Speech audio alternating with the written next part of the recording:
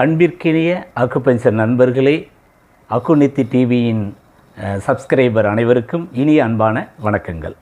நம்மளுடைய சேனலில் நம்மளுடைய வீடியோலாம் பார்த்துட்டு நிறைய கேள்விகள் கேட்டிருந்தீங்க. அந்த கேள்விகளுக்கான பதில் சொல்வதற்காக நானும் காத்துக்கிட்டே இருந்தேன், நீங்களும் காத்துக்கிட்டு இருக்கீங்க அப்படின்னு நான் நம்புகிறேன்.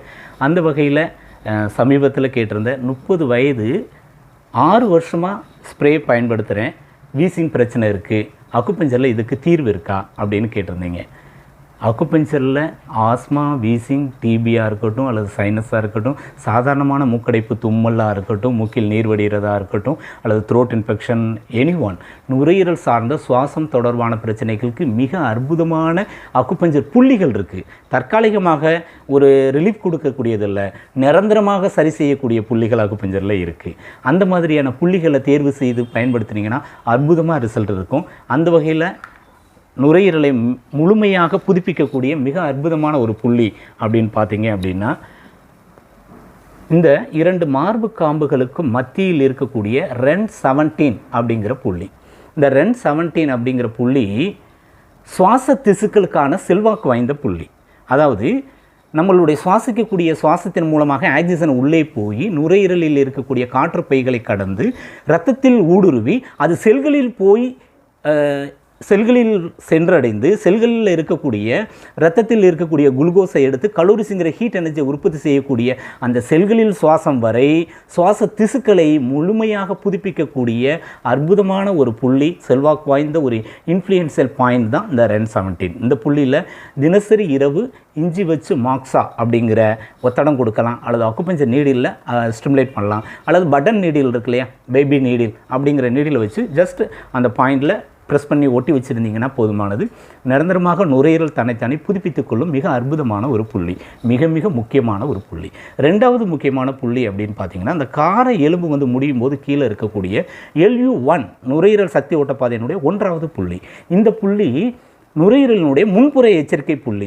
நுரையீரல் நோய்வாய்ப்படும் போது அதனுடைய பலகீனத்தை வலியாகவோ வீக்கமாகவோ அரிப்பாகவோ சிவந்த நிறமோ தடிப்போ ஏதாவது ஒரு தொட்டாலே வலிக்குது அப்படின்னாலே உள்ளே நுரையீரல் நோய்வாய்ப்பட்டு இருக்குது அப்படின்னு அர்த்தம். அதற்கு இந்த புள்ளியில் இஞ்சி வச்சு மாக்ஸா கொடுக்கலாம், அல்லது அக்குபஞ்சர் அல்லது அக்குப்ரெஷர் மசாஜ், ஏதாவது ஒரு முறையின் மூலமாக இந்த புள்ளியை தூண்டினாலும் நுரையீரல் தன்னைத்தானே புதுப்பித்துக் கொள்ளும்.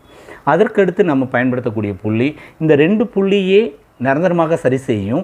ரொம்ப பல வருஷங்களாக இருக்குது அப்படின்னா கண்டிப்பாக இந்த கழுத்தெலும்பு முடியும் போது முதுகெலும்பு தொடங்கக்கூடிய 7வது கழுத்தெலும்பு 1வது முதுகெலும்பு தொடங்கக்கூடிய இடத்துல இருக்கக்கூடிய DU14 அப்படிங்கிற புள்ளி.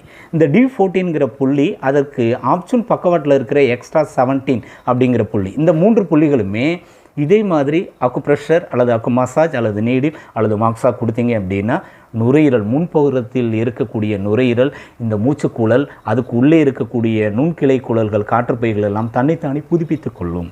அங்கே தேங்கி இருக்கக்கூடிய சளி 2 விதத்தில் தான் நம்மளுக்கு இந்த சாதாரணமாக இப்போ பிறந்த பச்சை குழந்தைக்கு சளி இருந்தால் அதுக்கு பேர் கணை அப்படின்னு சொல்லுவோம். ஆங்கிலத்தில் வந்து பிரைமரி காம்ப்ளெக்ஸ் அப்படின்னு சொல்கிறது. அடுத்து கொஞ்சம் வயசாகும்போது அதே சளி இருந்தால் இது சாதாரணமான சீசனல் இன்ஃபெக்ஷனால் வரக்கூடிய கோல்டு அப்படின்னு சொல்லுவோம். தொடர்ந்து கண்டினியூவாக இருக்கும்போது இந்த குழந்தைக்கு கொஞ்சம் வீசிங் இருக்குது, சைனஸ் இருக்குது, மூக்கு அடைப்பு, தும்மல், நெஞ்சு சளி இருக்குது, சைனஸ் இருக்குது. அப்போ சைனஸ் இருக்குது, அதனால் மூச்சு திணறல் வரும்போது வீசிங் இருக்குது.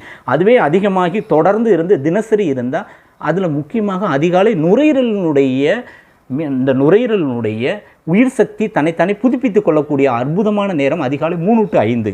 அந்த நேரத்தில் ஒருத்தருக்கு தூங்கி 3 மணிக்கு கரெக்டாக முழிப்பு வந்து எந்திரிச்சு உட்காந்து வீசிங் வருது, மூச்சு திணறல் வருது அப்படின்னாலே கண்டிப்பாக அவங்களுக்கு நுரையீரல் முழுமையாக 70-80% பலகீனமாக இருக்கிறது, சக்தி குறைபாடு இருக்கிறது. தன்னைத்தானே புதுப்பித்துக் கொள்வதற்காக அதிகாலை 3 மணிக்கு அது தன்னைத்தானே புதுப்பித்துக் கொள்வதற்கு அந்த உயிர் சக்தி ஓட்ட பாதைக்குரிய கொராரி டைமில் எழுந்து உட்காந்து மூச்சு பயிற்சி செய்ய சொல்லுதுன்னு அர்த்தம். அது வந்து வியாதி கிடையாது, இந்த ஒரு உடம்பு தானாக தன்னை புதுப்பித்துக் கொள்வதற்கு எடுக்கக்கூடிய ஒரு முயற்சி அது அற்புதமானது. அந்த நேரத்தில் இந்த REN 17 பாயிண்ட்டையோ LU1ங்கிற பாயிண்ட்டையோ அக்குப்ரெஷர் அல்லது மாக்ஸா கொடுத்தீங்கன்னா உடனே ரிலீஃப் ஆகும். அல்லது நம்மளுடைய கை கட்டை விரலில் நகக்கண் ஓரத்தில், அதாவது ஆள்காட்டி விரல் பக்கத்தில் இல்லை, வெளிப்புறமாக இருக்கிற அந்த நகக்கண் ஓரத்தில் ஜஸ்ட் அக்குப்ரெஷர் கொடுத்தாலும் அல்லது நகக்கண்களை வச்சு இப்படி தேய்ச்சி விட்டீங்க அப்படின்னா கண்டிப்பாக நுரையீரல் அந்த மூச்சு திணறல் உடனடியாக குறையும். நிரந்தரமாக சரி பண்ணணும் அப்படின்னா இப்போ சொன்ன REN 17 LU1, பின்புறத்தில் இருக்கிற DO 14 எக்ஸ்ட்ரா 17, அடிஷ்னலாக நாம் நுரையீரலோட பின்புற எச்சரிக்கை புள்ளி UB 13 அப்படிங்கிற புள்ளி இருக்குது. இந்த புள்ளியை நம்ம பயன்படுத்தலாம். அதே நேரம் இந்த ஆஸ்மா வீசிங்னால ஹெச்பி ரொம்ப குறைஞ்சிருச்சு அப்படின்னா பிளட்டோட இன்ஃப்ளூயன்ஷியல் பாயிண்ட் பேக்ஸூ பாயிண்ட் UB 17ங்கிற பாயிண்ட்டை பயன்படுத்தணும். ப்ளஸ் இதை தாண்டி நுரையீரல் ஒரு ஃபெயிலியர் ஸ்டேஜுக்கு போயிருச்சு அப்படின்னா நம்ம அந்த ஃபெயிலியர் ஸ்டேஜில் தன்னைத்தானே புதுப்பித்து கொள்ளக்கூடிய மிக அற்புதமான ஒரு புள்ளி அப்படின்னு பார்த்தோம்னா LU5, நுரையீரல் சக்தி ஓட்ட பாதையினுடைய 5வது புள்ளி முழங்கை மடிப்பிரேகையில் இருக்குது. இந்த புள்ளி நுரையீரல் ஃபெயிலியர் ஸ்டேஜுக்கு போகும்போது தன்னைத்தானே புதுப்பித்து கொள்ளக்கூடிய மிக மிக அற்புதமான ஒரு ஹிஷி பாயிண்ட் அப்படின்னு சொல்லுவோம். இந்த மாதிரியான புள்ளிகளை நீங்கள் தினசரி பயன்படுத்தணும். ஒரு 5 நாள் 7 நாள் தொடர்ந்து ட்ரீட்மெண்ட் எடுத்துக்கோங்க. அதன் பிறகு வாரம் ஒரு தடவை சிகிச்சை எடுங்க. உங்களுக்கு தொந்தரவு குறைஞ்சதுக்கப்புறம் 15 days ஒன்ஸ், அடுத்து மந்த்லி ஒன்ஸ் ட்ரீட்மெண்ட் கொடுத்தா போதுமானது. இது குறைந்தது 3 மாதம் அல்லது 6 மாதம். அதாவது இப்போ தான் திடீர்னு எனக்கு சளி பிடிச்சிச்சு அப்படின்னா ஒரு நாள் ட்ரீட்மெண்ட் எடுத்தால் சரியாயிடும். இல்லை ஒரு மாதமாக இருக்குது அப்படின்னா 2 or 3 days ட்ரீட்மெண்ட் எடுத்தால் போதும். எனக்கு வருஷக்கணக்காக இருக்குது அப்படின்னா குறைந்தது 45 daysலேருந்து 90 days ஆகுது கண்டினியூ ட்ரீட்மெண்ட் எடுக்கணும். அதுக்கப்புறம் மந்த்லி ஒன்ஸ் ஒரு செக்கப் மட்டும் பண்ணி அந்த உறுப்பு தன்னைத்தானே புதுப்பிச்சிருச்சா அப்படிங்கிறத நீங்கள் செக் பண்ணிக்கிட்டால் போதுமானது. இந்த மாதிரியான அக்குபஞ்சர் புள்ளிகளை நீங்கள் பயன்படுத்தி நிரந்தரமாக ஆஸ்மா வீசிங்லேருந்து நீங்கள் ரிலீஃப் ஆக முடியும். தொடர்ந்து நம்பிக்கையோடு செய்யுங்க, கண்டிப்பாக பலன் கிடைக்கும். நன்றி, வணக்கம். உங்களுடைய அன்பையும் ஆதரவையும் எதிர்பார்த்து உங்களுடைய அக்குநித்தி. நன்றி, வணக்கம்.